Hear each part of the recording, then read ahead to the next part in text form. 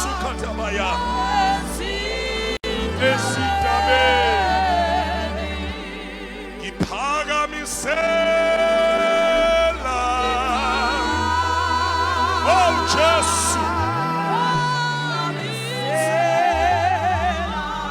Amehlo ami. Amehlo ami. Esitabe.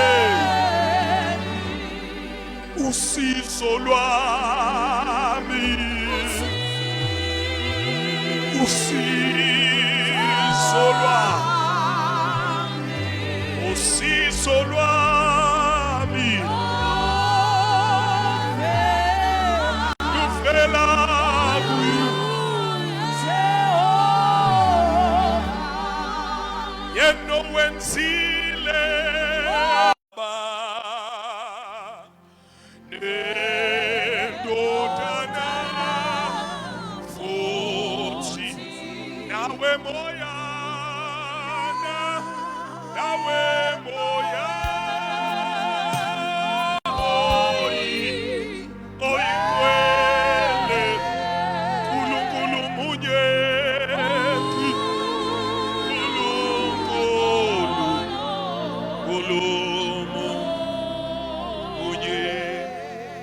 Hallelujah.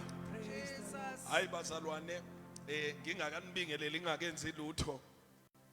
Ngicela ukubiza uSokhaya uAshdikini umnewethu omdala the venerable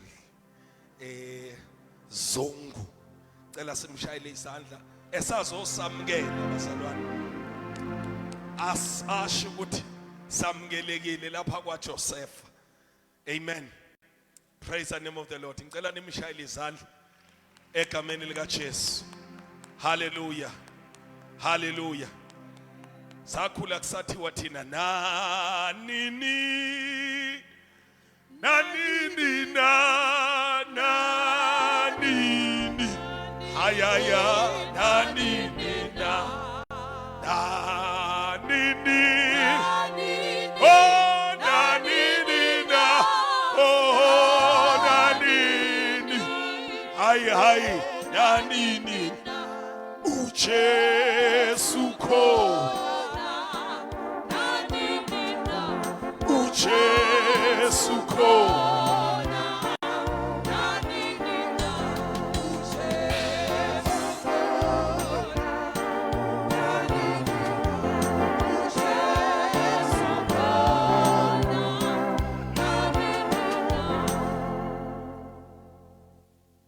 uKristu inkosi.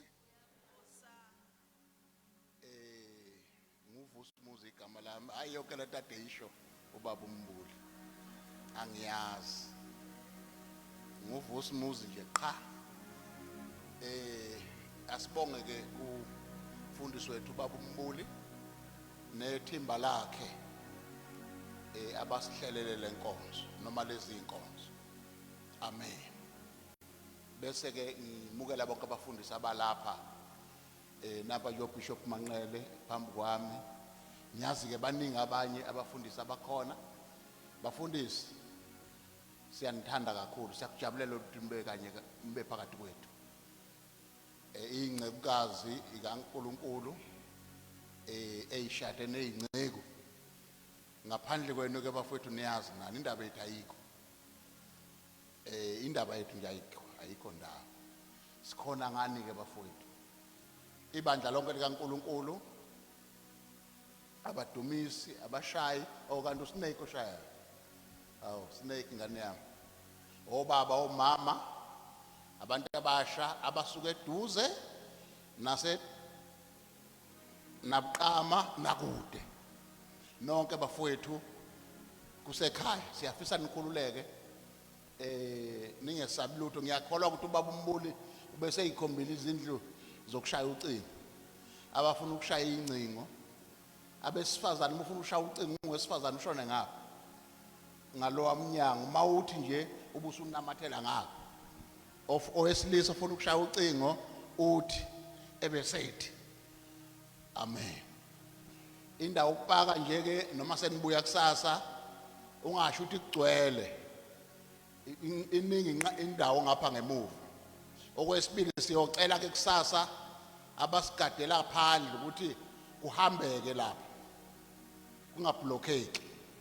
Indawo iningi kakhulu, iningi kakhulu indawo. Ningaqali nibeke imoto zenu ngaphandle, amaphara akhona la. Mhlambe ke la usuka khona kungconywana. Sinawo thina amaphara la. Futhi ayasebenza, asemsebenzini. Ngakho kasifisa uhamba uzokhala imoto yakhe sigqekeziwe. Ingaya ngaphandle ngoba kunesizathu ngempela kodwa nje indawo iningi bafowethu. Kusasa nje imoto seyifaka ngaphakathi sonke sikhululeke. Sikhululekile la ekhaya, siyanithanda nonke. Jabulani nithokoze nilalela izwi lenkosi. Amen. Ngicela njalo uAshtikini izandla. Praise the name of the Lord. Hallelujah. Ni right bazalwane. Awushayela namba befundisa abakhulu bengena izandla egameni kaJesu. Praise the name of the Lord. Ngicela ukuthi ke leli thuba ngilinikeze uBishop Manqele. Yena uzosamkela, basazosamkela abefundisi ama pastors fraternals ala indaweni khona neDamasa bazosamkela ezinsuku iqhubeka. Ngicela namhlanje samkelwe uDuyaza egameni labefundisi. Praise the name of the Lord. Ngicela usondele ke mne wethu. Lo mfundisi usebenze kakhulu efaka ama poster lapha bazalwane. Ngicela nimshayele izandla. Engalali. Ememezela nange loudspeaker imvuselelo yomne wabo. Praise the Lord. Angithathele lethuba ngibingelela kakhulu ngihloniphe Archdeacon Kwabeni Fundisa Umboli we Resurrection Power Crusades abefundisi bonke siyanibingelela egameni lika Jesu. Amen. Sebeshilo ke ngoBishop Manqele usekela hlalo we Ulundi Fraternal. Amen. Asiqale ke bazalwane sitsho ukuthi kuyintokozo kakhulu ukuthi njenge fraternal sathola ke incwadi iyayiphuma ke kumfundisi Umboli ukuthi bafisa ukuletha imvuselelo lapho Lundi. Sakujabulela kakhulu ke bazalwane. Ingakho sikhona mhlambe abanye bengabe beka abanye babe khona sizolokho sivela nje sibe khona siyayimukela kakhulu. Imvuselelo siyafisa ukusho ukuthi yamukelekile Ulundi. Zonke inhlaka ziyamukele egameni lika Jesu. Amen. Ingakho ke sibe ingxenye njobesho saba ingxenye yokuhleleka kwayo sayinikela nathi ukuthi sifisa ukubona ukuthi lemvuselelo iqhubeke ibe namandla. Siyafisa ke nathi bazalwane ukuthi ke simeme kakhulu umuntu nje amembe abantu abawu5. Sasa ngiyajabula khona nezitule ezimisiweyo kusho ukuthi kusasa sizoyimisa igcwale ngoba le holo lizobe ligcwele lithe phama lendlu kaNkulunkulu. Amen. So siyabonga kakhulu ke mfundisi Umbuli. Siyafisa unizizwe nikhululekile nelapho Lundi namukelekile. We are the gatekeepers of the city as a fraternal. uNkulunkulu ke wasibusisa lapho Lundi ngoba siyayisizwe nje bekhala abantu bethe hey ama fraternal avimba ukushunyala kweevangeli. La simjabulela kabi umuntu oletha evangeli lika Jesu engahlangene nalutho. So ke siyakujabulela kakhulu. Siyafisa ukuthi on behalf of ifraternal sinizizwe namukelekile kunoma ikupho kunye necelayo nenekufisayo sikhona seduze ukuba nisilekelele futhi ke siqaphe ngakho konke ukuthi aniphazamiseki. Sizoba ingxenye ke eqala namhlanje iziyovalwa lokho esikhona. Siyakujabulela kakhulu. Amen. Praise the Lord. Siyakujabulela futhi siyafisa ukugcizelela ukuthi as much as singesiba abantu abavimbayo uma kukhona izinto ezinhle ezowenzeka emzini wakuthi kodwa kuyasijabulisa kakhulu ukuhlonishwa. Mfundisi Umbuli wenze into engavamile ukusibhalela incwadi asihloniphe asibikele. Ube nalilungelo lokuyenza imvuselelo ngoba vele uyenzele esontweni lakubo bekungena inkinga ngavimbeli lutho kodwa nje ukuthi akubone akuhloniphe ukuthi sikhona nathi kwenza ukuthi zonke inhlelo esihlelayo sinomthandazo ngolwesibili kodwa nje ngibuke egroupini leadership igcizethi nje exactly 5 o'clock umthandazo awuqala ku6 o'clock uyaphela sizosuka sonke singabefundisi size emvuselelweni kusha befundise masivala ngo6 oyofika late uzowathi omunye umfundisi wathi noma sibathathu ngo5 siyaqala ukuze makushaya u6 sibe semvuselweni sonke kwawumoya omuhle ke lo so ke siyanimukela ke bazalwane nonke olundi siyanimukela izweni enikhululekile egameni lenkosi uJesu Kristu amen.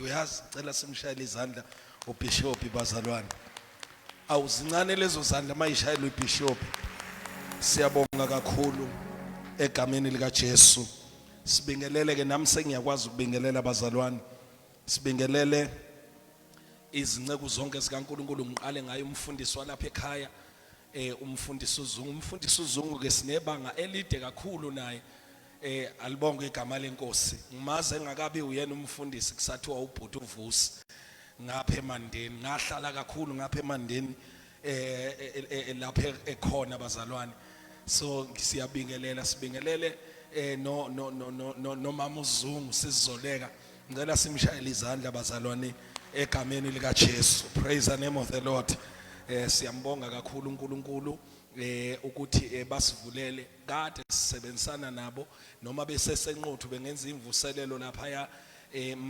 mangasihlukanisa unyaka besihlukanisela eChrist the King lapho kade behola khona so bebengakaze basinikeze inkinga so ngithe nje noma sengikhombe eduze ngithi hayibo uNkulunkulu ekhuluma ngolundi eqinisweni eBishop iplan yayithi siya eThekwini bese sihlelile nje sesithola yonke into ukuthi siye eThekwini siyomisa khona imvuselelo kodwa uMongcwele wavele wa drop uLundi nje phakathi asazi ukuthi yini kodwa ngiyakholwa ukuthi kunabantu lapho uLundi kade belokhu bethandazela bethi inkosi esidinga imvuselelo so ke lemvuselelo impendulo yomthandazo yabazalwane inyakazisile bazalwane lemvuselelo ngibone abantu abaningi obabe ngibahloniphayo abanye beprofeta bekude bethi abantu basolundi abayithakasele lemvuselelo ngoba impendulo khona nje ubabe ngimhloniphayo ubaba Mahlaba wathi lemvuselelo impendulo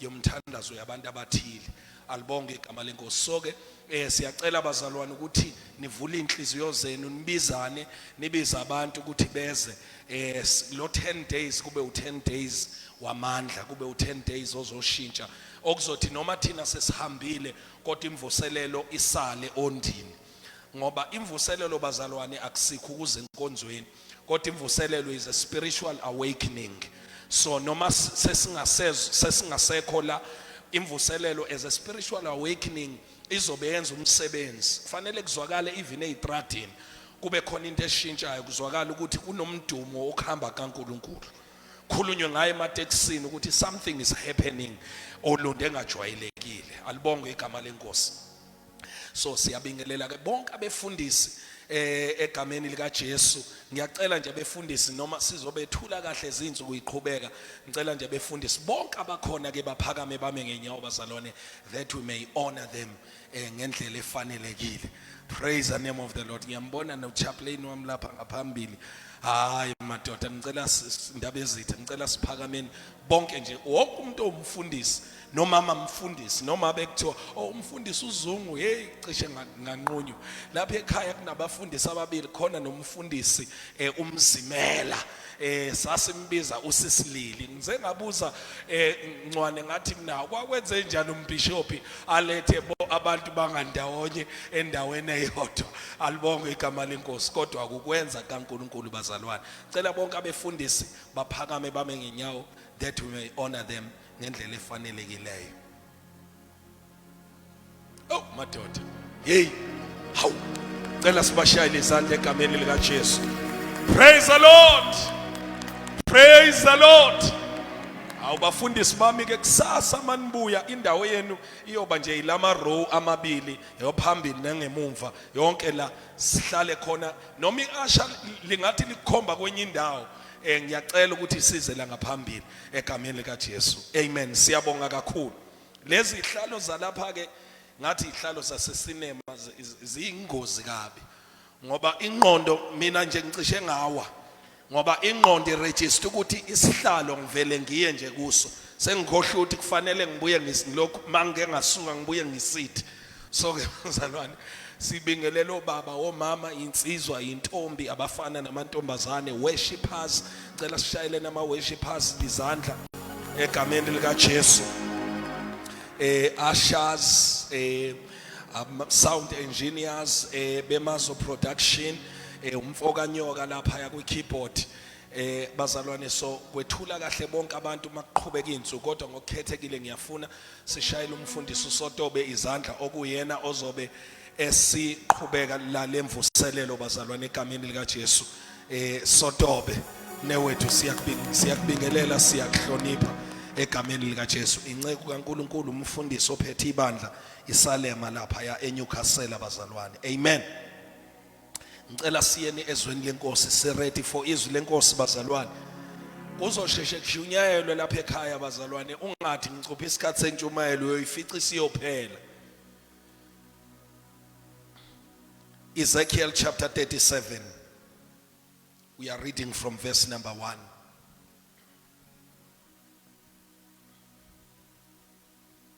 Ezekiel chapter 37 reading from verse number 1. Sibingelela, we are streaming live on Facebook. Sibingelela abahlobo bethu baka Facebook egameni lika Jesu Christ waseNazaretha. Mawusungenile ku Facebook ungene ngo amen bakithi egameni lika Jesu. Ipage lethu ipage elithi Victor Mbuli ngenzela ukuthi nilishare bazalwane mani laba baku Facebook Victor Mbuli bese uyashare ipage namanje nje ungavula masinyane ushare ipage so that ama followers akho azoba nawe enkonzweni bese then you invite people Victor Mbuli on Facebook. Hallelujah. Mhlambe kusasa sobe sesistreama masebe if a team streamer isifike yonke eindaweni eziningi kodwa kwanamhlanje we are streaming live on Facebook.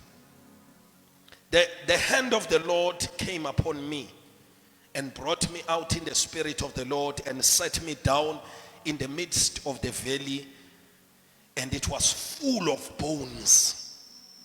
Then he caused me to pass by them all around, and behold, there were very many in the open valley, and indeed they were very dry. And he said to me, Son of man, can these bones live? So I answered, Oh Lord God, you know.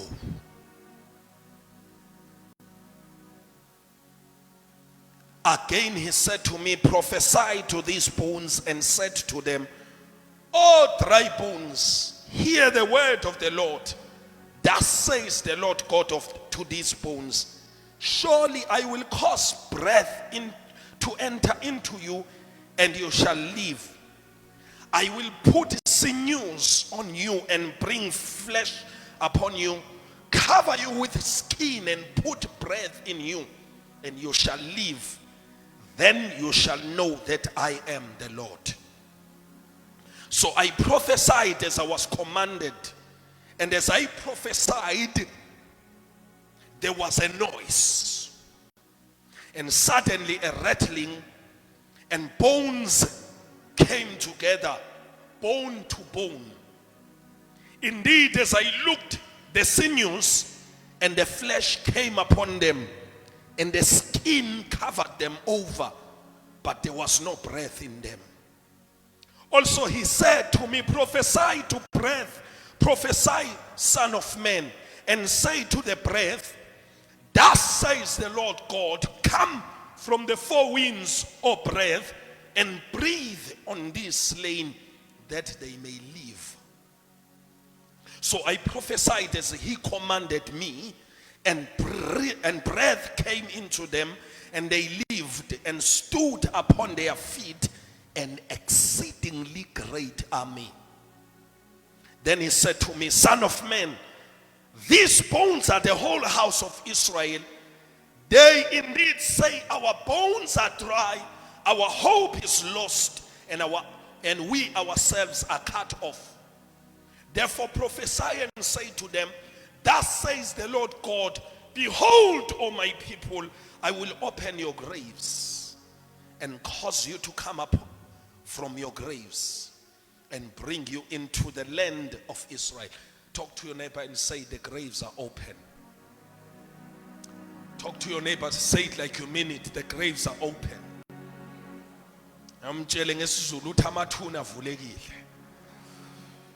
Then you shall know that I am the Lord when I have opened your graves, O my people, and brought you up from your graves. I will put my spirit in you and you shall live, and I will place you in your own land.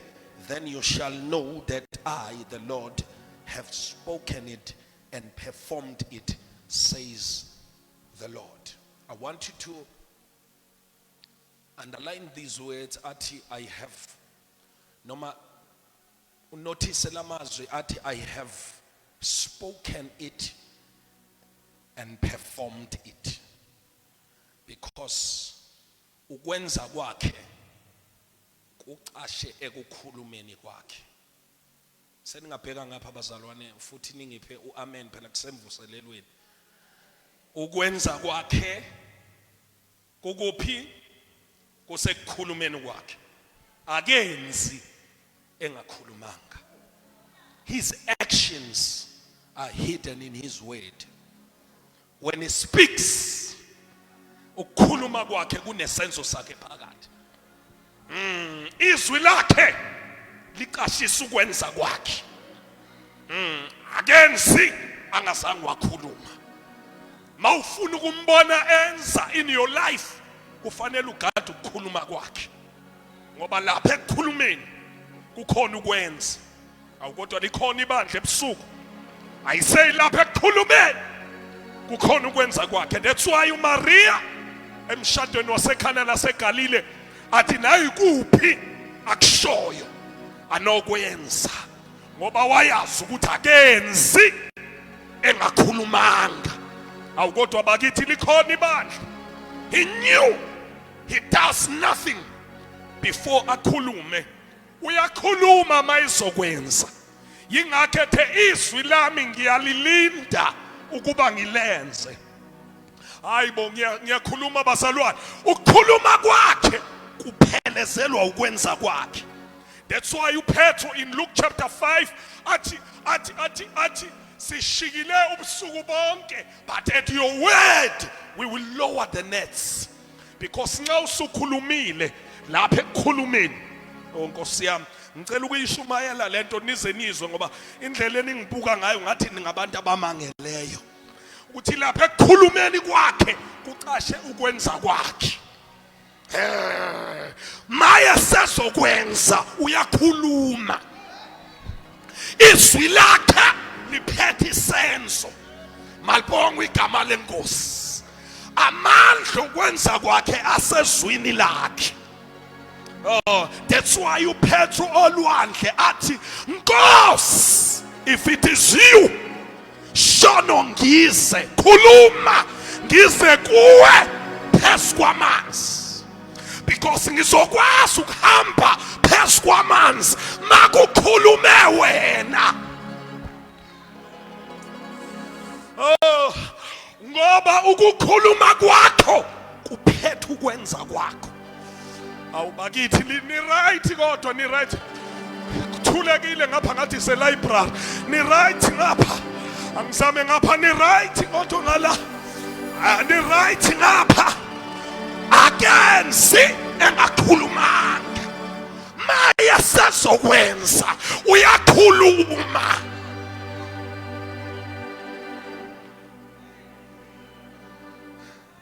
Hayi Nkosi yami ngicela ukushumayela imvuselelo. First day wemvuselelo ngicela ukushumayela bakithi. Tshela umakhelwane uthi umfundisi ucela uamen wakho, umfundisi ucela uamen wakho. Thinta umakhelwane na. Yawo lezi ihlale ezenza abantu bahlale kanti bakwi conference room zinkinga. Praise the Lord. Hallelujah. Bazalwane, the Old Testament prophets were classified or categorized in accordance with the time abaprofeta ngaso. There were those esibabiza sithi ama pre-exilic prophets. Lapho ama pre-exilic prophets abaprofeta before the exile.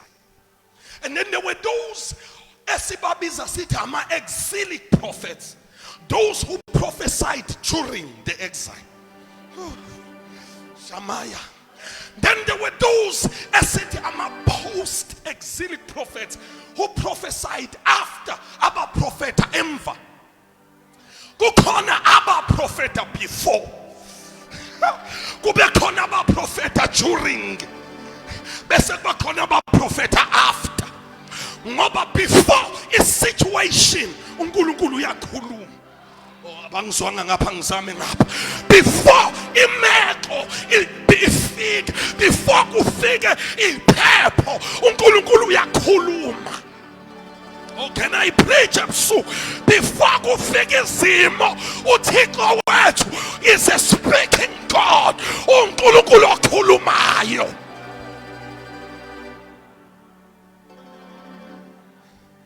Kodwa manje ngimthanda ngoba akagcini ukukhuluma before, not during the situation. uNkulunkulu uyakhuluma. Awubakithi. Akagcini ukukhuluma during the situation. Na after noma isimo sesihlule uyakhuluma. That's why athi obhala kahle inyama yonke injengotshani. Utshani buyabuna, imbali iyavuthuluka, kodwa izwi lakhe will remain forever.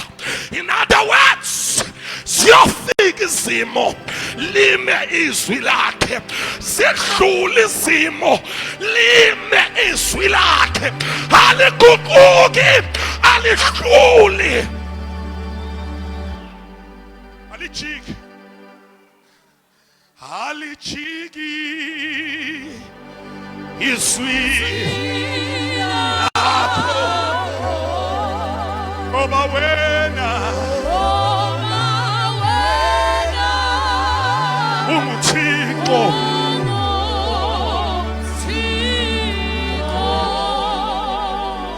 mayifika izimo liyama izwi. Abezwa Nkosi yami ngizame ngapha. Mayifika izimo izwi liyama.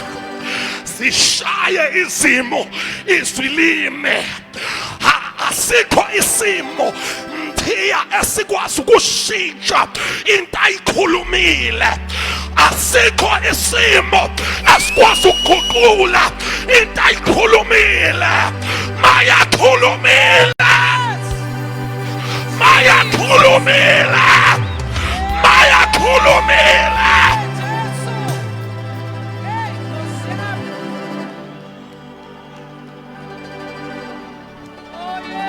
Mayakhuluma yena. Abantu bayashintsha beshintshiswa izimo, kodwa yena Praise the Lord. halishintshi.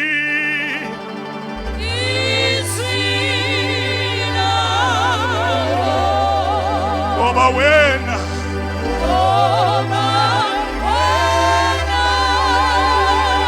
uMthixo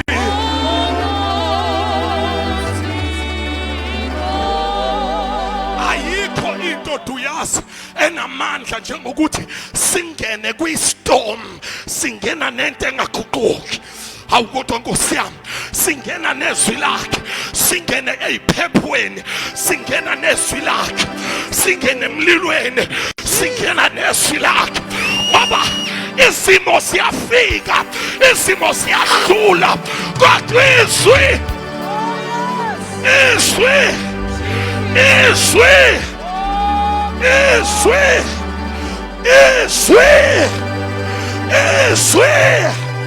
alejiki. Oh, Jesus. Alijiki. Lizwi lomusa kwabasemhlabeni nakuba abafayo liletha ukuphila liletha ukuphila.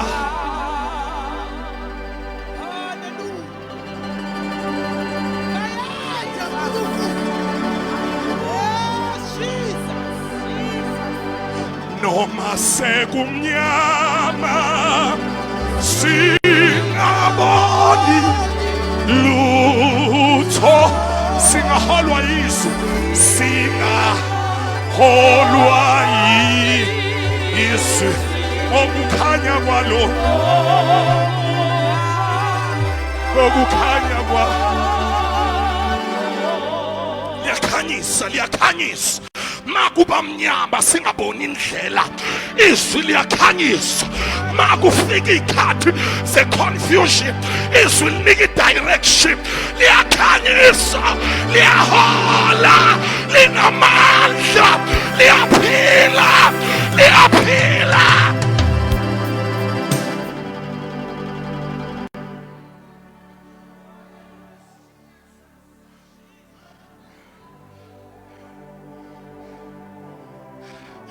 Ngobonga ngani Enkosi,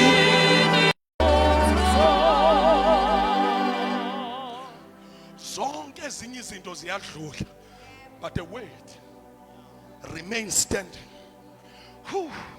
Abantu can make a pledge and promise to say, we will stand with you, Mzala. Mzala, we will stand with you. Egazi ngiyabona amanga aqanjwa abantu makushoniwe, ngeke sinilahle Mzala, ngeke sinilahle Mzala. Bakhohlwa wena Mzala bephuma ngegate, kodwa izwi abangizwanga ngapha, angizame ngapha, izwi malithi angisoze ngikuyeke, angisoze ngikushiye, malithi angisoze ngikuyeke, malithi mawudabula emanzini mina nginawe, mawudabula emlilweni mina nginawe.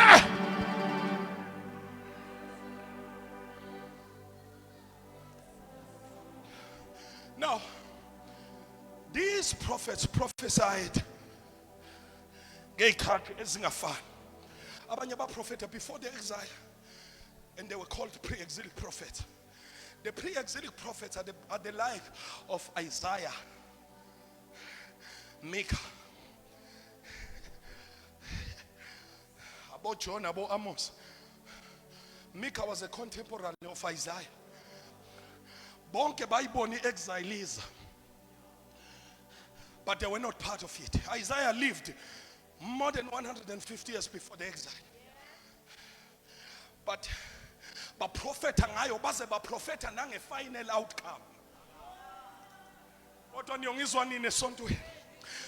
Baze baprofeta nangokuthi ma uJuda esethunjiwe uyobuya uNkulunkulu amrestore.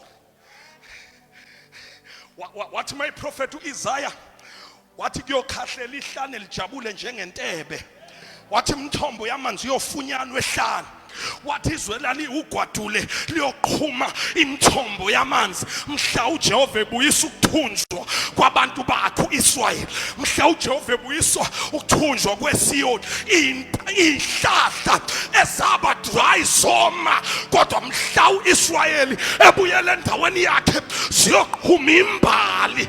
Malibonga igama lenkosi. There will be life, because when God restores, there is life all over. When God restores your family, there is life. When God restores your marriage, there is life. I speak restoration over your life, over your family, over your finances. Restoration, restoration, restoration.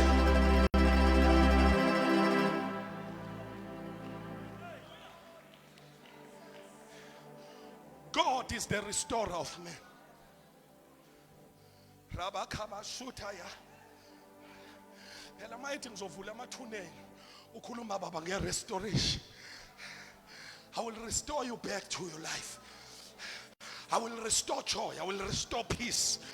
My God. My figure in restoration. Buyiswa kuze kubuyiswe neimali zakho. Abangizwanga ngapha. Ngicela ukukhuluma ngapha. Makhono ikholwa lento uzoyibamba ngoba izokwenzeka kuye. Makufika i-restoration kubuyiswa yonke into that you lost in the battle with the devil.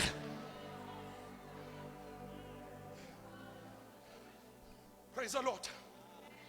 And when God restores, ubuyisa kube ngazuthi. That's why phela uMikhadi ababengathi ngama la phambi kwakho ngishumayeza wena ngoba uyangizwa.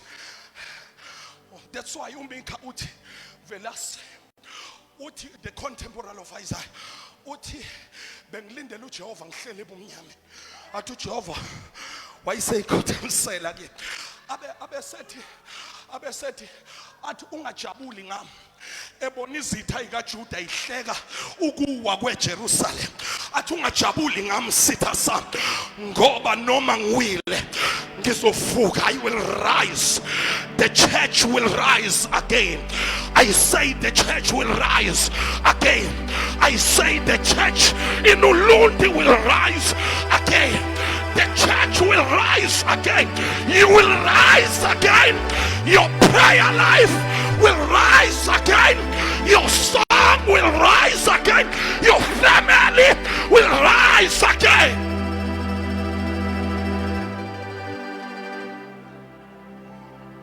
Ula hasutaya, shenene keno sikabaya, ula sakatapaya, ula kasatabaya. We will rise again. Basheshe bahleka, basheshe babhala ngathi emaphephe, basheshe basikolodela. We will rise. We will rise again.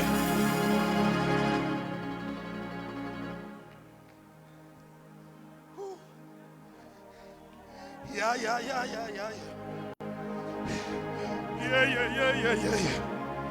Oh yeah. Yeah.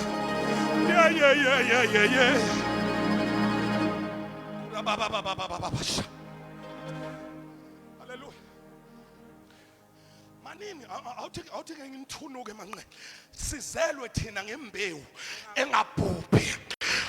Ibandla likaJesu bazalwane ungezwe abantu bedlala ngawe bekhohlisa. Ibandla elizovuka. Mama. Basheshe basidelela. Sithina sizelwe ngembewu engapheli. Thina uIsrayeli akaqedwa. Asipheli thina. Siwiswa phansi kodwa sidikibala. Siyaxakeka nxa zonke kodwa sinyinyekile. Siyasingelwa kodwa sidelwa. My God, siyashaywa. Izimo siyasehlela. Siyasinetha. Siyasishaya kodwa asipheli.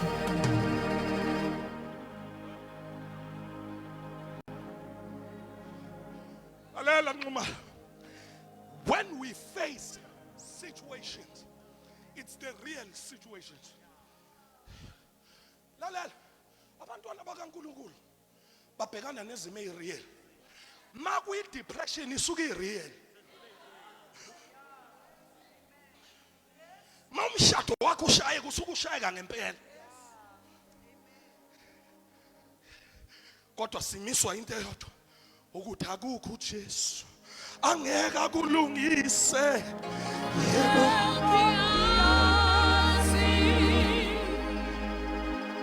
Akukho uJesu angeke akulungise. Yebo ngiyazi. We may not understand what God is doing. We may not understand why is it happening. We may not understand kungenzeka ama-answers singawatholi ngoba sometimes siyathandaza ingabibikho i-answer kodwa ngeke sisuke kuye, ngeke simshiye, sidlule ezintweni ezinzima.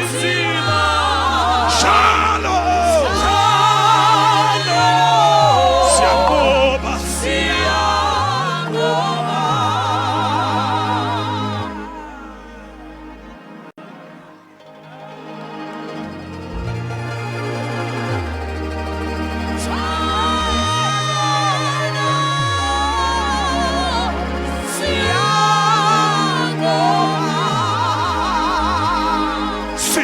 Singabanqobile siyanqoba njalo njalo njalo siyanqoba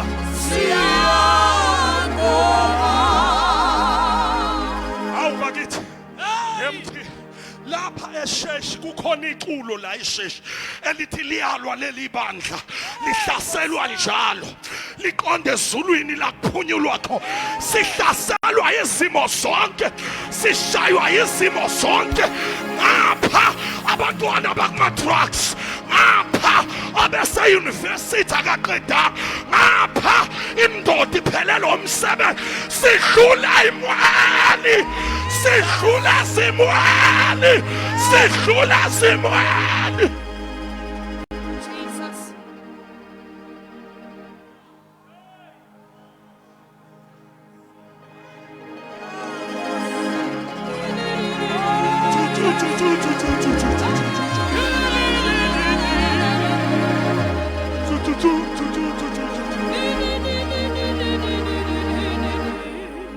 Singabanqobile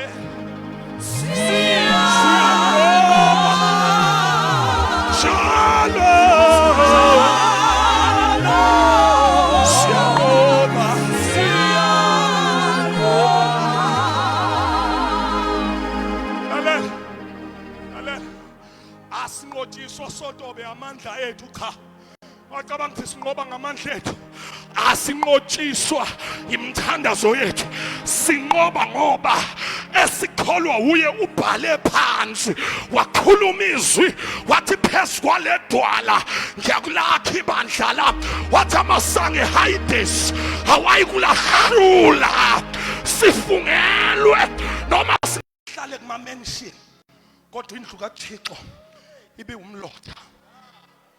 Set up your priorities. Qalani ngento kumele niqale ngayo, which is the house of the Lord, because lezindlu enihleli kuzo ngeke ziniprotect. Abangizositalo ngapha ngibuye ngapha. Lezindlu enihleli kuzo le imoto enihamba ngazo ngeke zinifikele nofikelwa yindlu kaNkulunkulu. Ngoba indlu kaNkulunkulu kwathi makwakhiwa anolifunda abazalwane iBhayibheli lingahlali kuma wall unit awasekho konje ama wall unit ayengekhona ngekhathi zethu. Kwathi mhla kwakhe uSolomon akhe ithempeli wenza umthandazo onamandla. Wathi uNkulunkulu noma ngabe bonile kodwa nxa befika phambi kwalendlu eyahlukaniselwe igama lakho bekhala wena Jehova uyokuso bayithobe bakhuleke bafuna ubuso. Do you know ukuthi lento malithi iBhayibheli uDaniel wathandaza amafastela akhe ebheke eJerusalem isemthandazweni kaSolomon leyo nto. Ithi nxa bona bese ubanikela e10 zabo sibathumbe bese bethi bese kuthunjweni bathandaze amafastela ezindlu zabo makhando sikhathaphaila hulihasutaya hayi ukuthi baphambi kwayo bayisinga ngamehla inhliziyo bavula amafastela bayibheke wena uNkulunkulu yokuswa. Because I want us to pray quickly. I don't want to keep you long. Let me get into the message. So Ezekiel was one of the exilic prophets. He prophesied during the exile. Nisekhona ke nithi ubusisekile kodwa ngosuku lokuqala lwemvuselelo awake nishayile izandla naze nabaningi imvuselelo uqala sazoshuba la sazoshuba ikhona into uNkulunkulu azoyenza kule ndawo. Lalelani bazalwane ningangizwa kabi lento ayizi ngoba kukhona thina duyazi ibingeza nangomubani obezongena esikhathini sika Jehova azi avail ma uNkulunkulu efuna ukuvakashela uluntu. Thina we just grabbed an opportunity. So God could have used anyone to bring this. Yona ibizoza noma bekuthiwa thina besidisobeyile beyizoza imvuselelo because isizini yayo in this place. bashande ula saka. I don't know ukuthi isho ukuthini lento. Sengikhunjuzwa nokuthi konje uLundi lwake lwaba inhloko dolobha yakwaZulu. So sihlele ekhanda. We speak revival from Ulundi. Igijima yonke province. Koraphatha bashatabaya. Bengitshela ngazi noma ngitshela wena duyaza ngithi eyinsukwini ngithi kuwo wonke amademon akhona emhlabeni. The most stubborn demon. Akulona lobufebe. Ningabishaya ubufebe ushaywe nikhulume yonke into, but the most stubborn demon is a demon of religion. Lokusonta. Abantu abamelana noJesu akuzona ifebe. Abantu abamelana noJesu abantu abasontayo. Abantu be-religion. Because idemon le-religion li-stubborn ngalendlela ukuthi alikhipheki ngoba umuntu wakhona usukazi ukuthi wenza into e-right. Mayingwala eshesh wazi ukuthi ku-right ngoba yena ubhabhathisiwe waqinisa. Mawusumtshela ngokuthi kuyasindiswa kuyaphenduka. Umbone kuhlahlela amehlo ngoba yena wazi ukuthi wabhabhathiswa waqiniswa. Umuntu we-religion loyo. Mayingwala basonta kuma-charismatic nama-Pentecostal ukhuluma nangeyilimi kwi-church board kodwa akaze amazi uJesu njengenkosi nomsindisi.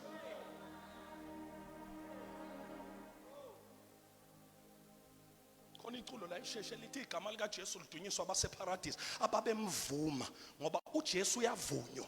Awusonti nje uyavuma, kumele umvume uJesu. Sewusontile mvume. Ngoba mawungamvumile uzobhubha neuniform yesonto lakho. Mawungamvumile uJesu uzoya esihogweni ugqoka isiphika. Ngoba ekuphile nokuphakade asingeni asikuthola ukuphila okuphakade ngokusonta nangeyiphika zamasonto. Zinhle inhlangano mahle ama-organizations amasonto ethu nama-uniform mahle kodwa angeke akuvulela ukuphila. Isango lokuphila uJesu qha. No, Ezekiel wafika ngesikhathi segroup yesibili ekuthunjweni. The first group kwakuyigroup yabo Daniel. Mayifika uEzekiel uNkulunkulu emthumile. uNkulunkulu Ezekiel was from a priestly line. He was not even a prophet. Why umpriest? Mayifika uNkulunkulu kuEzekiel wambiza. Mayimbiza uNkulunkulu uthi go. Mayifika ufika bahleli ngasemfuleni iKhebari. Baphanyeka amahabhu. Hola sakathabaya. Bathi solihlabelela kanjani iculo lika Jehova sikwelinyiso. They missed it because they thought God is only God in Jerusalem. They thought God can be confined in Jerusalem. Little did they know ukuthi uNkulunkulu nasekuthunjweni ukhona. That's why Ezekiel mayiqala uthi ngangasemfuleni iphela iKhebari ngiphakathi kwabathunjwa izulu lavuleka. Ngabona imbono ngoNkulunkulu, ngabona ifu elinomlilo ovuthayo, ngabona idalwa esinye sinobuso benkabi, esinye sinobuso bomuntu, esinye sinobuso bokhosi, esinye sinobuso bebhubesi. Those four faces were representing the four gospels of Jesus Christ.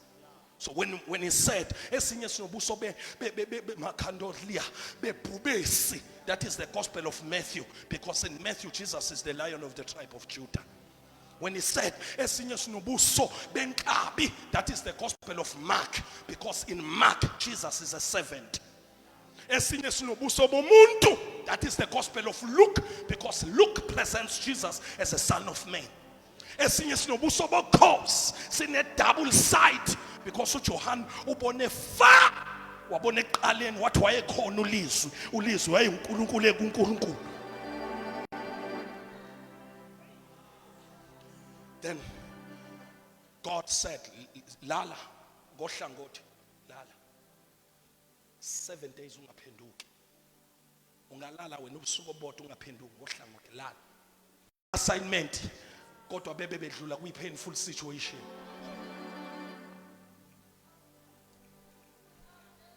Praise the name of the Lord. Malibonke igama lenkosi. Oh, Shamaya Katabayanas. Sesiyathandaza basana sengiyaqeda. Ulasakathamayanda. Now, in this chapter 37, the hand of the Lord was upon me. And we think, when the hand of the Lord is upon you, we think, yo. Amandla ngizothi mangithi abantu bathi gilikiti. The hand of the Lord is upon me. Yo, prosperity. Yo, izinto. Yo. The hand of the Lord is upon me. But the prophet says, the hand of the Lord was upon me. The very same, the Spirit of God took me to the valley. Wangise sigodini umoya kaThixo. Now, funa nizwe le message because we are praying. Umoya kaThixo wangise sigodini. Abesethi lesigodi sasigcwele amathaba. Lalela, kufanele ulifundisise kahle iBhayibheli. Ngoba uEzekiel wayohamba ethi ngibona isigodi esinamathambo. Had God not caused him to pass through. Uthi uNkulunkulu wangidlulisa phakathi kwawo.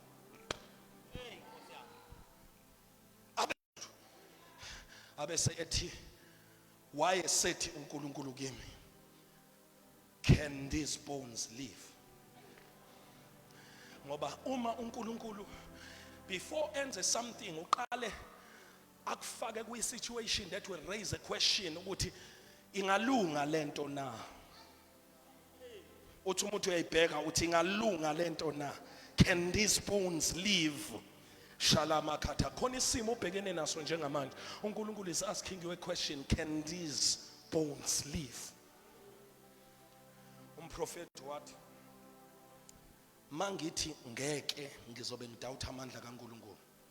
Kodwa futhi mangithi angaphila icondition yawo. If kuyisingisi esiright lesengizosisho, these bones were very dead. They were beyond even recognition. But uNkulunkulu wambeka kwi situation beyond recognition. Hayi ngoba ethemba umprofeti kodwa ngoba ezethemba yena kumprofeti. So God will cause you to go through a situation not ngoba ethemba amandla akho, uzethemba yena kuwe. Ne right? Can I preach? No. The Bible says, uthi umprofeti, Nkosi nguwena owaziyo. Ngoba uNkulunkulu akasebenzi usathembe iability yakho. uNkulunkulu akasebenzi usathembe imali yakho. Ukuyeka ziphele izinto ezizoba iability so that you will say, Lord, nguwe owaziyo. Ngizwa kancane ngapha ngizame ngapha. Ukudedela lesimo uThixo until you say, Lord, kuphela okwakho ukwazi.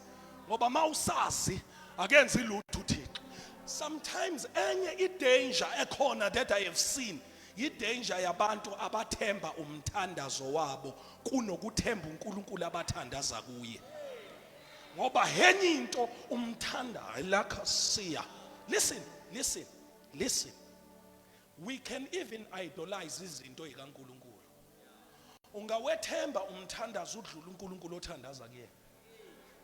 Kanti uNkulunkulu akafuna uthembe ngisho umthandazo wakho. So I have realized ukuthi kahle umthandazo awunamandla ngoba namaMuslim ayathandaza. Kodwa into enamandla uNkulunkulu yilona esithandaza kuye. And so God said, ma umprofeti Nkosi uwe owaziyo. Wayesethi uNkulunkulu uprofeta. Oh, ngicela sithandaze bazalwane. Wathini uNkulunkulu? Ngizothi prophet upon your situation. Prophesy upon your situation. Speak a word. Speak a word upon your situation. Bekana nesimo sakho ukhuluma izwi. Uthi umprofeti mayikhuluma nesimo, nina mathambo omilele zwanini izwi likaJehova. Hayi lami zwanini likaJehova.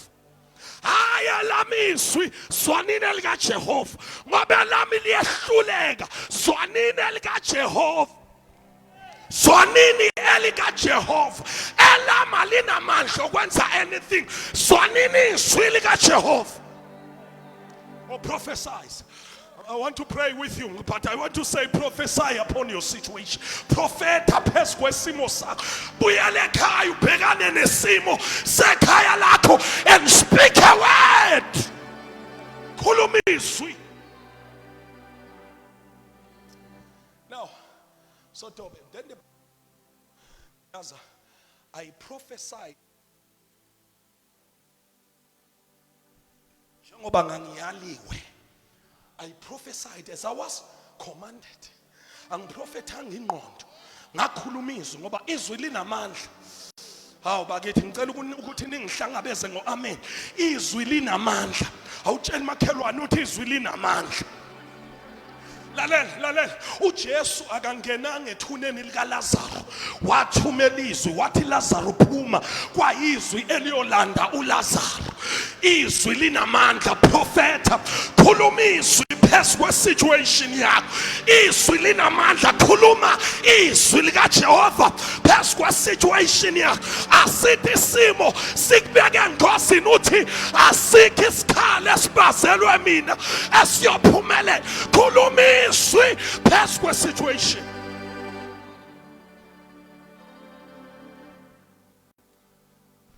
Then the Bible says, le part engiyithanda uthi ngathi mangiprofeta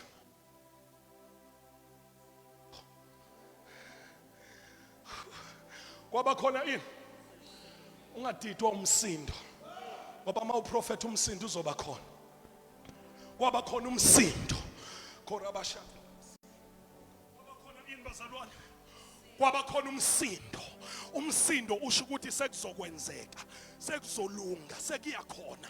Kwaba khona ini ma uNkulunkulu ezosebenza kuba khona imisindo. Ma uNkulunkulu ezosebenza kuba khona ukunyakaza. Ma ubona izinto ngathi kuba nomsindo wokwazi ukuthi uJehova usemsebenzini. Akasebenzi izimo singanyakazanga. Ma uba khona umsindo in your family, you must know the Lord is about to do something. Ma ubona kuba khona umsindo kuyakhaya lakho, the Lord is about to do something. Kwaba khona umsindo. Kwaba khona umsindo. Kwaba khona umsindo. Kwaba khona umsindo. Kanti uThixo usazosebenza. There was a rattling noise. Kodwa lo msindo ithambo lalicinga elinye libhilonga kulo. Awu madoda ayahlangana amathambo. Kerabashata baya. Sesiyathandaza ithambo lalicinga elinye elibhilonga kulo. My God. uEzekiel akangenanga wabamba amathambo. Awudinga ukuwabamba, udinga ukukhuluma izwi noma kukhona umsindo. Khuluma izwi noma izinto ingakahlangani. Khuluma izwi noma kunomsindo. Khuluma izwi. Hallelujah. Izwi linamandla. Izwi linamandla. Khuluma izwi upon your situation. Acinga namathambo. Lacinga elinye ephushwa amandla ezwi. Lalela. Aliyanga kunoma yiliphi kulaya kwelibhilonga kulo. Ephushwa amandla ezwi. Amandla ezwi ephusha. Khona bashata baya. Ulasakatha baya. Amandla ezwi. Izwi linamandla okulanda ingane yakhe elahlekile. Ehlele emkipitweni engasabuye ekhaya. Izwi linamandla. Liyayazi address. Izwi liyayazi address yekhaya lakho. Liyayazi location. Khuluma izwi. Khuluma izwi. Khuluma izwi. Shall we stand on our feet?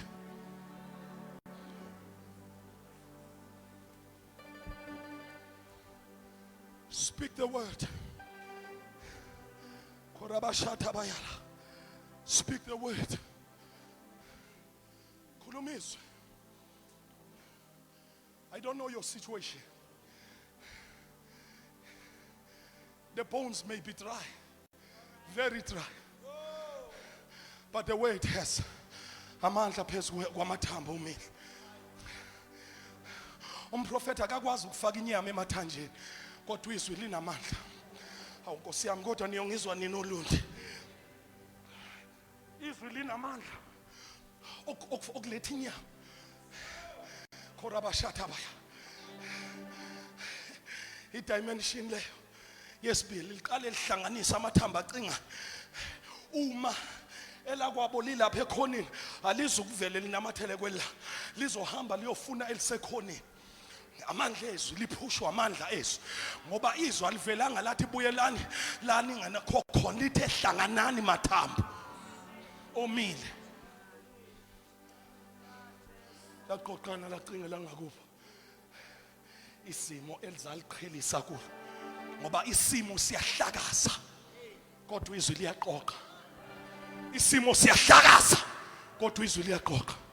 Athi mayihlangana amathambo wayesethi wakhuluma i-dimension yesibili wathi nyama nemsipha ayimboza amathambo ngoba i-process ye-restoration kufanele ibe complete. Asidingi umuntu oyiskeleton, awudingi ibhizinisi eliyiskeleton, awudingi ama-finances ayiskeleton, udinga complete finances. Awudingi i-wealth eyiskeleton, awudingi i-prosperity eyiskeleton. Marakatho awudingi umshado oyiskeleton, udinga i-complete marriage.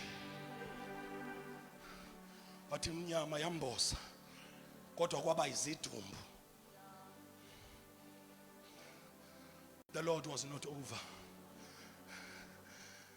What uNkulunkulu prophet ke manje command umoya. Oh, shananaya. Ebazalwane niyazi ukuthi ninamandla okucommand imimoya. Niyazi ukuthi ninamandla okucommand imimoya. Niyazi ukuthi ninamandla okucommand iweather kuthiwe lizobanda kuvele libande yonke indawo bese lingabandi olundi.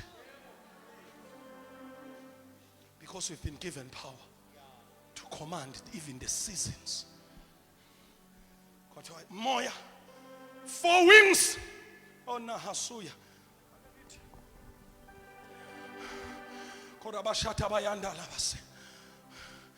You will speak today. Izwi emoyeni ebambe impumelelo yakho. Oh abangizwa ngapha Nkosi yami.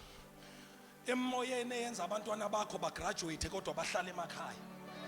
Emoyeni enza ukuthi ekhaya lakini nife at 50 ningafiki indawo nibulawa isifo esodwa. You speak to the winds. Korabashatabaya. We speak to the winds. We command the wind. Sidishwe lethini lithi ngiyekufa kodwa ngiyophila. I won't die prematurely. I won't die an untimely death. Ukufa khona abantu abavele bafe nje ubona ukuthi lo muntu uvele wafa nje. I won't die an untimely death. I speak to the winds. Korabashatabaya. Awubazalwane kanti ngikhuluma kubantu abangayazi into kaThixo. I speak to the winds. The 4 wings. I speak to the south. I speak to the north. I speak to the east. I speak to the west. Korabashatabaya. Esibambe impumelelo yolundi siyadedelwa ibandla lisophumelela abangcwele basophumelela. Korabashande. Open your mouth, pray. Everybody. Open your mouth, pray. Command the winds. Ikhaya lakwenu libhekana nesimo zonke. Command the winds. Oshatabaya labasika rabatalabaya. Keleberetele osia karabash. Kendele kerele mesia tabaya. Kurababala harabasita yala. Glory to God. Shana na na na na na na na na na. Shana na na na na na na na na na na. Shana na na na na na na na na na na. Ora ba ba ba ba ba ba ba ba ba ba ba. alijiki iswi lakho, alijiki iswi lakho, ngoba wena unguThixo. Linamandla, liyaphila, lihluba amahlathi, liphula imisedari, liphunzisa imbabala, lidabula amalanga bomlilo. Izwi lakho, it is sharper than any double-edged sword. Shalalalalalalalalalalalalalala.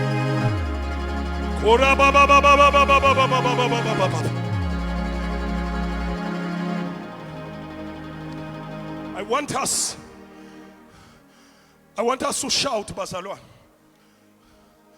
I want us to shout. Ngicela uma ukwazi ukusukuma ume ngenyawo ume ngaphandle kwalabo abangakwazika mhlamba abadala abasebekhathele. Kodwa thina esakwazi ukusukuma ngicela senze kanje. Sibe serious. Sizokhomba like this.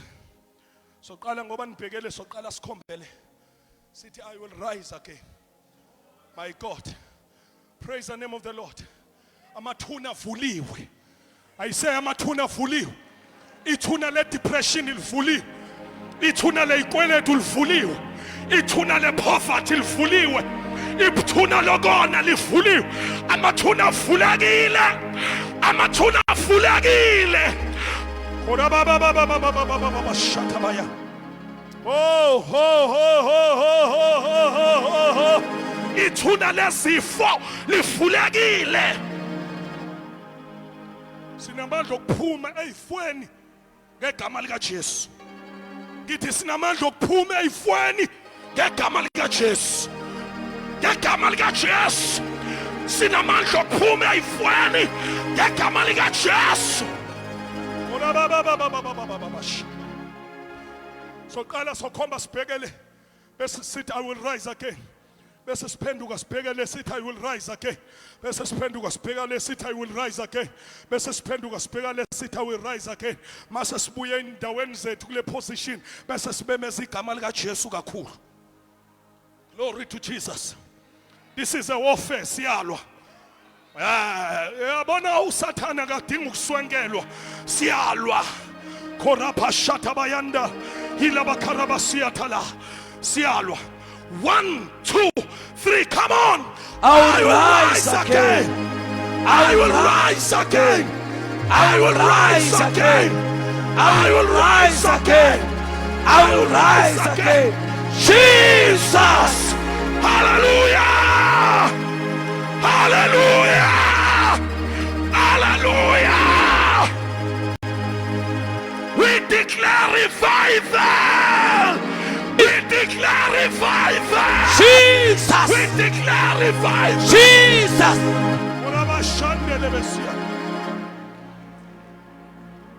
We declare revival. I say we declare revival, O Lord. We declare revival, O Lord. We declare revival, O Lord. Revival. We declare revival, O Lord. Vuselelo. We declare revival Vuselelo. in Jesus' name.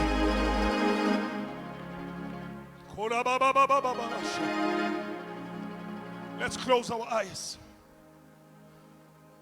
Let's close our eyes.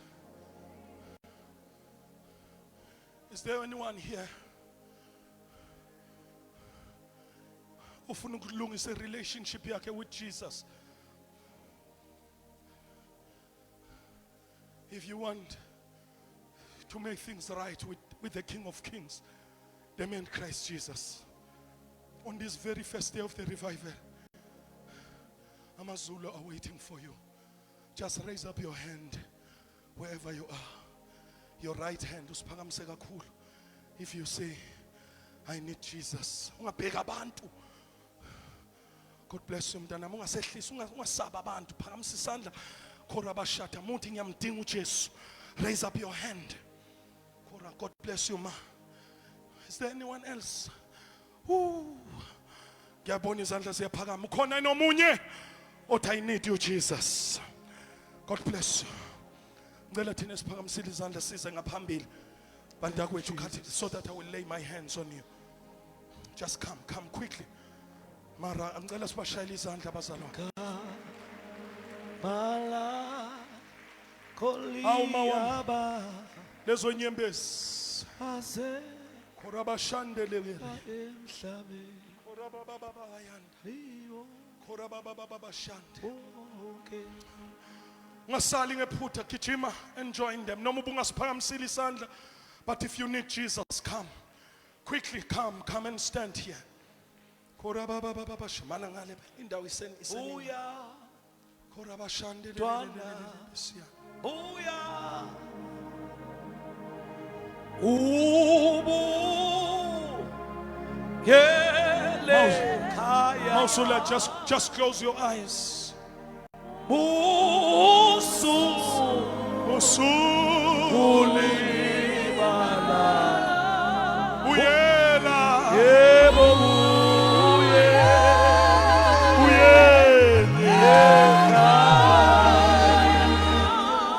uya mntwana buya oh Jesu adla Jesu buya ubuyele ubu yele khaya usukulibala busu usokolibala uyele khaya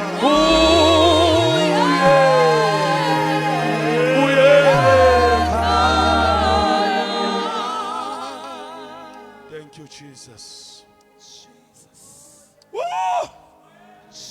bona inyembezi uthixo ubona inhliziyo my God ngicela befundisi basondele ngaphambili sizobathandaza but ngicela senze thina silanga phambili just open your mouth ngicela uphakamise izandla zakho zombili bese usho lo mthandazo uthi Nkosi uJesu ngiyazinikela kuwe ngiyakholwa ngenhliziyo yami ukuthi wafa ngenxa yezono zami wavuka ukuze ngisindiswe Nkosi uJesu ngiyakwamukela ngena enhlizweni yami ungengcwelise ungithethelele izono ungenza isidalwa esisha Nkosi uJesu ngigcwalise ngamandla kamoya wakho ongcwele ungenza umntwana wakho kusukela manje ngiyamala uSathane nemisebenzi yakhe ngiyazahlukanisa nezinto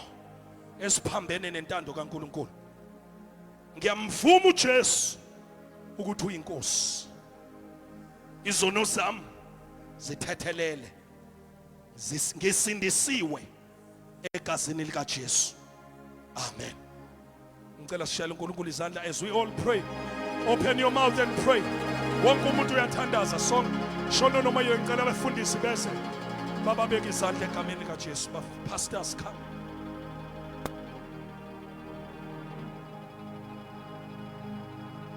busu kulibala uyele khaya buye khaya busu kulibala busu kulibala yebo uyele khaya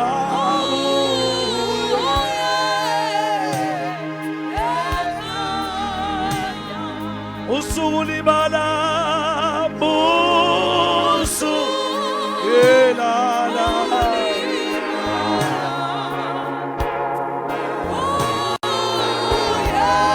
yebo usulibala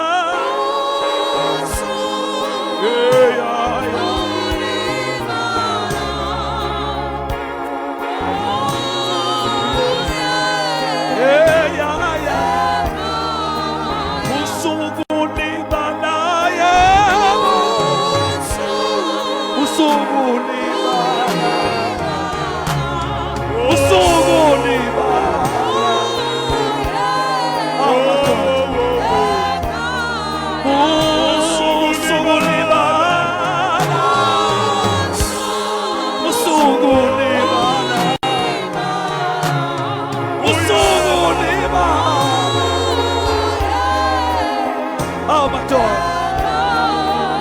Usuku libala. Usuku libala. Usuku libala.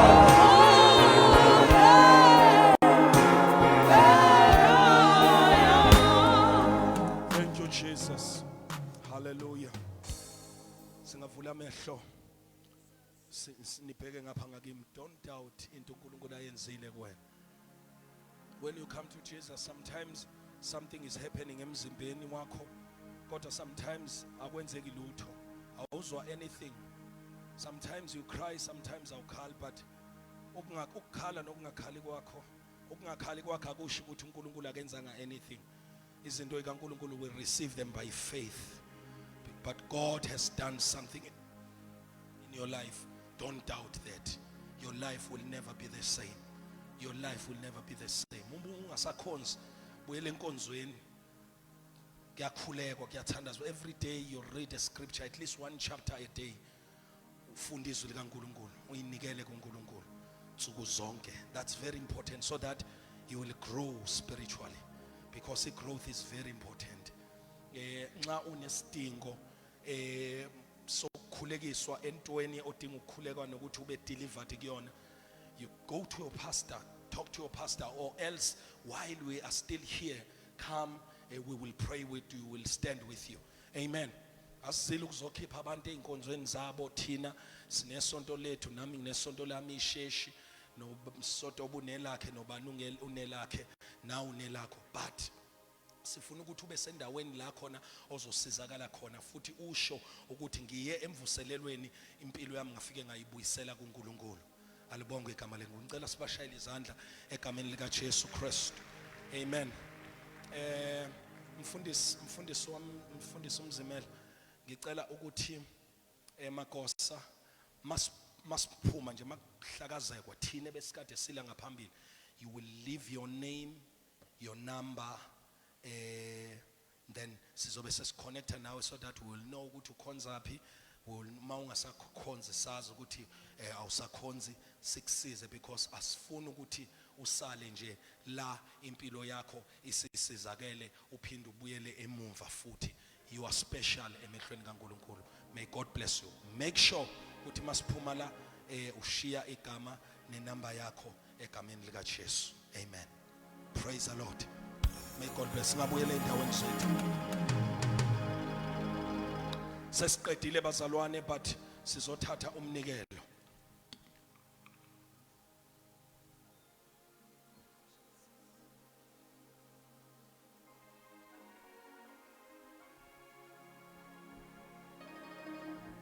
Praise the name of the Lord. Hallelujah.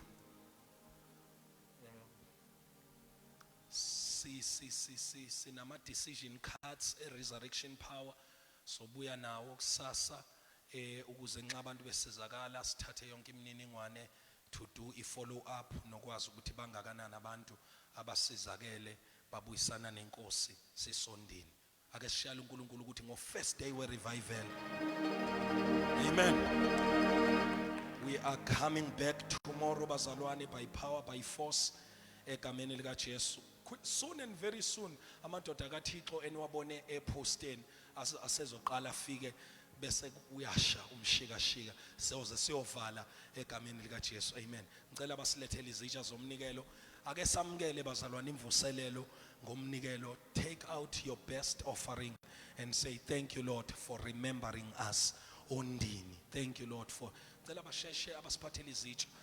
Thank you Lord for remembering us olundi egameni lika Jesu. Amen. Siphume kahle bazalwane, ngeke sinibambezele. In Jesus name. Ngicela basihlabelelele abasihlabelelayo. Ngicela siphakame sime ngeenyawo sizoletha iminikelo yethu.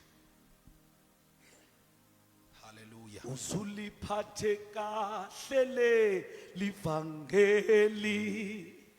Uliphathe kahle.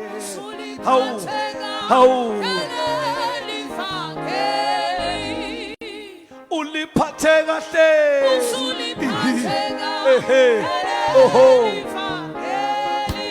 Amen. while says abazalwane masinikela singaphumi singasitholile isibusiso ngizocela ukuthi ama ushers asale nama worshipers ngicela nabefundisi bafundisi bami wonke umuntu omfundisi ngicela nje angaphumi egameni lika Jesu Kristu wonke umfundisi okhona la sizoba netiye lapha emuva sifuna ukuwelcome kahle abefundisi sinibone egameni elinamandla lika Kristu Jesu i-team ye resurrection power nayo ngicela isale amen. Uzuliphathe kahle livangeli uliphathe kahle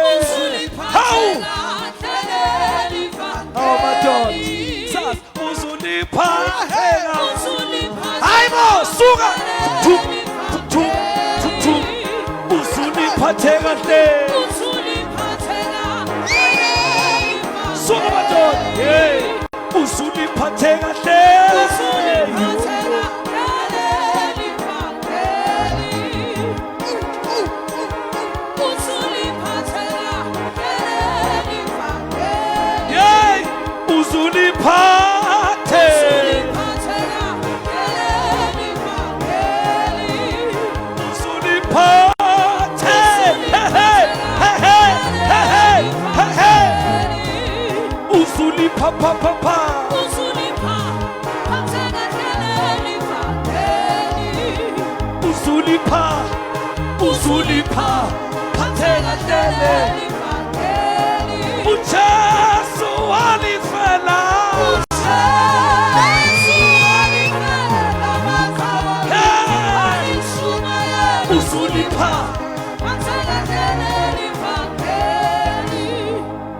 Amen.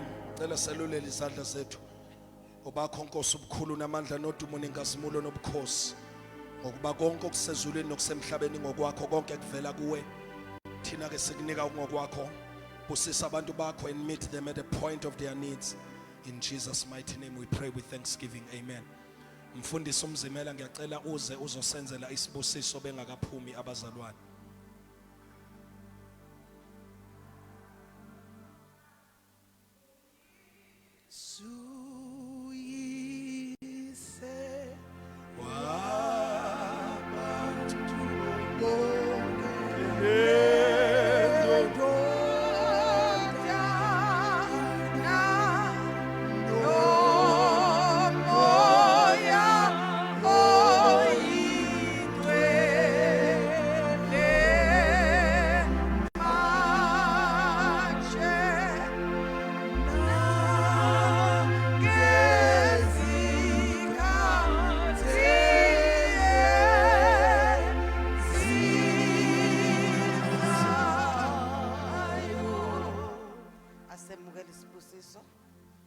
Ukuthula kaNkulunkulu okudlula uqonda konke agcine inhliziyo nezingqondo zenu ekumazini asekumthandeni uNkulunkulu nendodana yakhe uJesu Kristu inkosi yethu nesibusiso sikaNkulunkulu somandla uyise nendodana nomoya ongcwele sibe phakathi kwenu sihlale kini njalo amen. Hambani ngokuthula niyoyithanda nisebenzele inkosi. Umfundisi umzimela lo sasihlabelela naye etendeni etendeni likababa uMbatha. Praise the name of the Lord. Kusasa abazalwane siyabuya ngesikhathi sika 6 ngicela iphepha nepeni thina bese la ngaphambili quickly let's come and write our names.